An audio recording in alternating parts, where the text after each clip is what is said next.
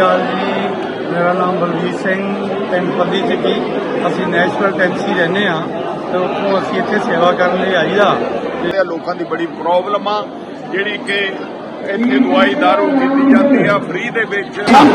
ਮੇਰੀ ਸਭ ਆ ਮੇਰੇ ਹੱਥੀ ਹੋਇਆ ਦਵਾਈ ਪਾਇਆ ਕਰੋ ਠੀਕ ਠਾਕ।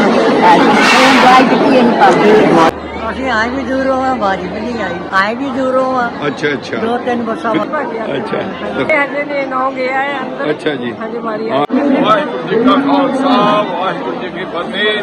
ਗੁਰਜੰਟ ਸਿੰਘ ਬਲਵੈਤ ਆ ਦੇਖੋ, ਅਸੀਂ ਤੁਹਾਨੂੰ ਦਿਖਾ ਰਹੇ ਹਾਂ ਕਿ ਪਿੰਡ ਦੇ ਵਿੱਚ ਪੱਲੀ ਝੱਗੀ ਦੇ ਵਿੱਚ ਸਰਦਾਰ ਬਲਬੀਰ ਸਿੰਘ ਹੁਣੀ US ਤੋਂ ਆ ਕੇ ਕੈਂਪ ਆਰਗੇਨਾਈਜ਼ ਕਰਦੇ ਆ। ਲੋਕਾਂ ਦੀ ਬੜੀ ਪ੍ਰੋਬਲਮ ਆ ਜਿਹੜੀ ਕਿ ਇੱਥੇ ਦਵਾਈ ਦਾਰੂ ਕੀਤੀ ਜਾਂਦੀ ਆ ਫ੍ਰੀ ਦੇ ਵਿੱਚ।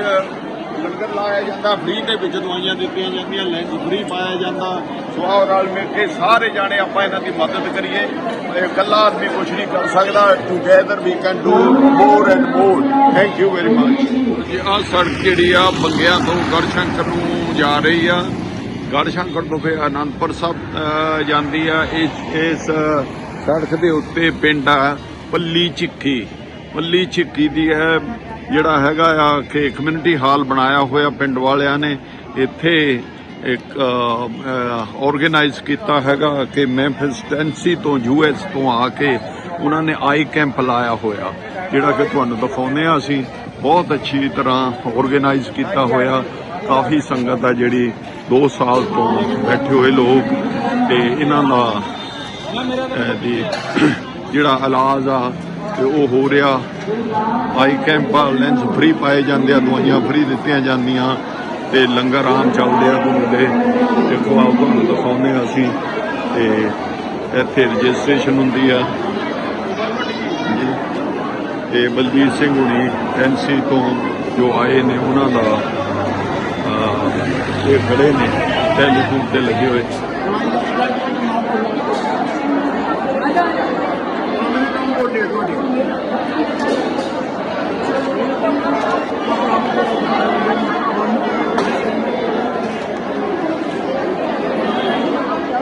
थोड़ी तो आया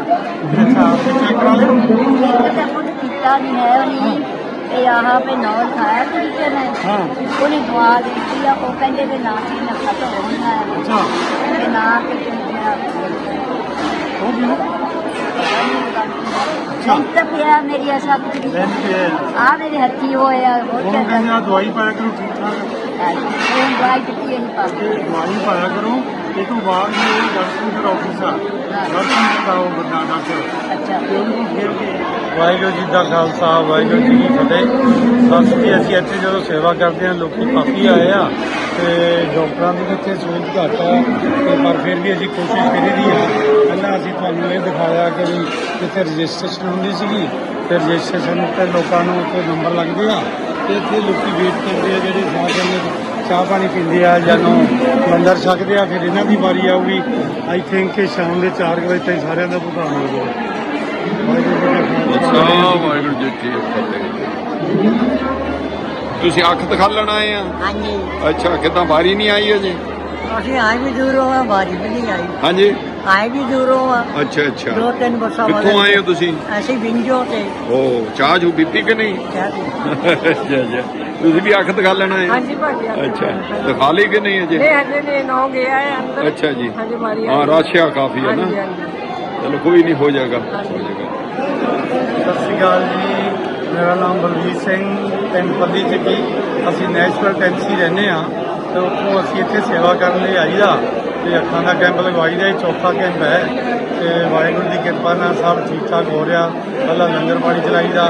ਅਸੀਂ ਉੱਥੇ ਟੈਂਸੀ ਨੈਸ਼ਨਲ ਰਹਿੰਦੇ ਹਾਂ, ਪਹਿਲਾਂ ਲਾਸ ਐਂਜਲਸ ਰਹਿੰਦੇ ਸੀਗੇ, ਪਰ ਹੁਣ ਆ ਕੇ ਅਸੀਂ ਜਿੱਥੇ ਵੀ ਸੇਵਾ ਕਰੀਏ ਬੜਾ ਬੜਾ ਧੰਨਵਾਦ।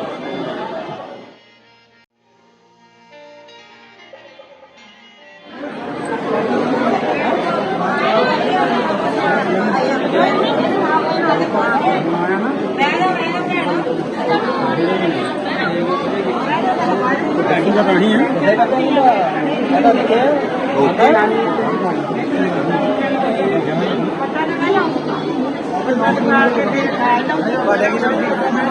वो बेटा जी ਅੱਛਾ ਵਾਹ ਜੀ ਵਾਹ। ਤਿੰਨੇ ਬੱਚੇ ਤਿੰਨੇ ਏਦਾਂ ਹੀ ਗੁਰਸਿੱਖ।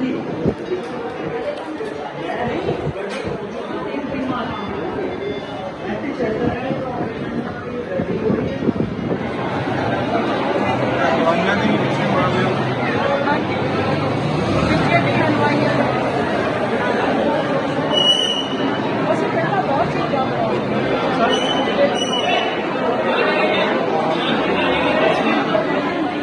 ਇਹ ਆਈ ਕੈਂਪ ਹੈ ਜੀ ਬੱਲੀ ਝਿੱਕੀ ਐਮਸੀ ਤੋਂ ਆ ਕੇ ਇਹਨਾਂ ਨੇ ਆਰਗੇਨਾਈਜ਼ ਕੀਤਾ ਆ। ਬਹੁਤ ਅੱਛਾ ਪ੍ਰੋਗਰਾਮ ਆ, ਕਾਫੀ ਸੰਗਤ ਆਈ ਹੋਈ ਆ। ਇਹ ਲੰਗਰ ਆ ਬਣ ਰਿਹਾ ਪਕੌੜਿਆਂ ਦਾ ਤੇ ਚਾਹ ਨਾਲ ਚੱਲਦੀ ਆ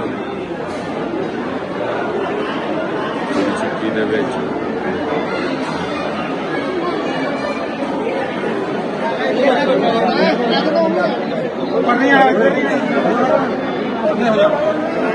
ਗਹਿਮਾ ਗਹਿਮੀ ਰਸ਼ ਪਿਆ ਪਿਆ